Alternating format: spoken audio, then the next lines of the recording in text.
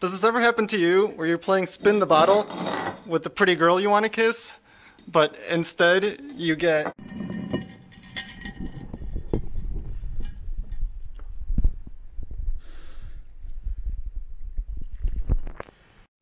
Oh no! Oh no! No! No! No! So for today's adventure, you're going to need scissors, tape, glue gun, glue stick probably, a plastic bottle, a transistor setup, a motor, and some sort of weight,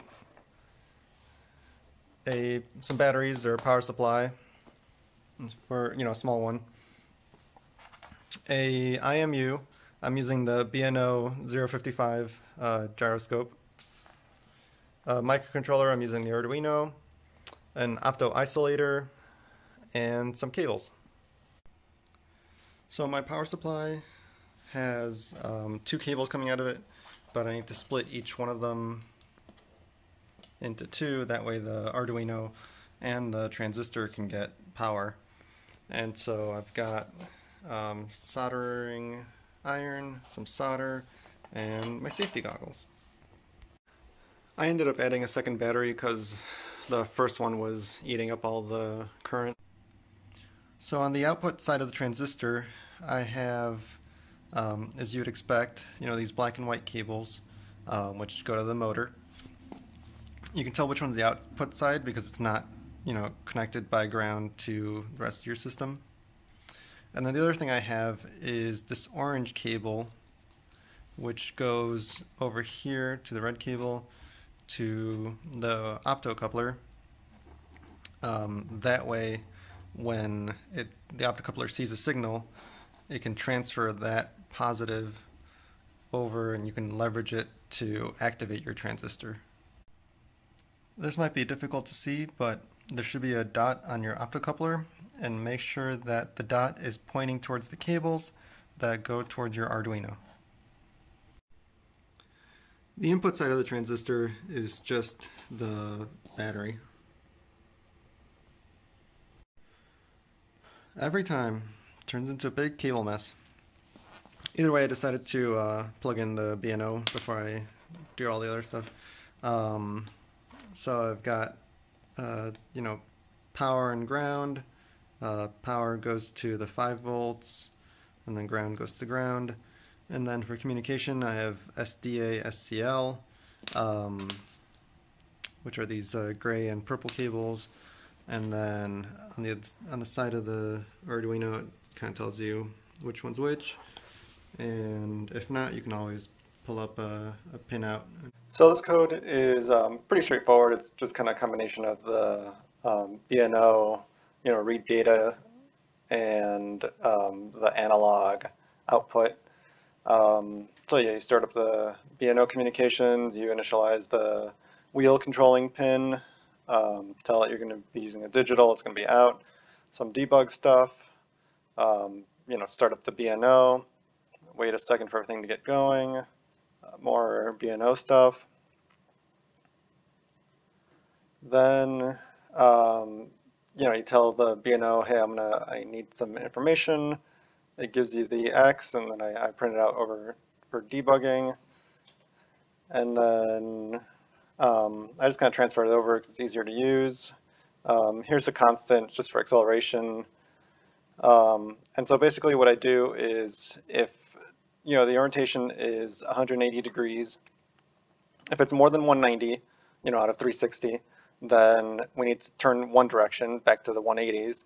If it's less than 170, then we got to go the other direction.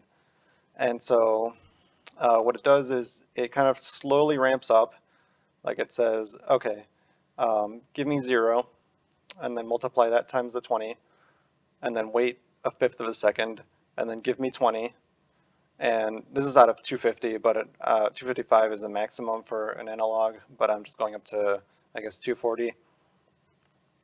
And so in other words, what it does is it ramps up and then it stops all of a sudden. And so ideally that'll it'll kind of not move the bottle until the end, where it suddenly jams the wheel suddenly stops, and then that would cause it to slide a little bit. And then in the other direction, it's kind of the opposite. We start out at that maximum, and then we slowly decrease. So basically, it suddenly jams in one direction, and then it slowly, goes back to 0. And so that should make it turn the other direction. And then we basically just do this 10 times a second.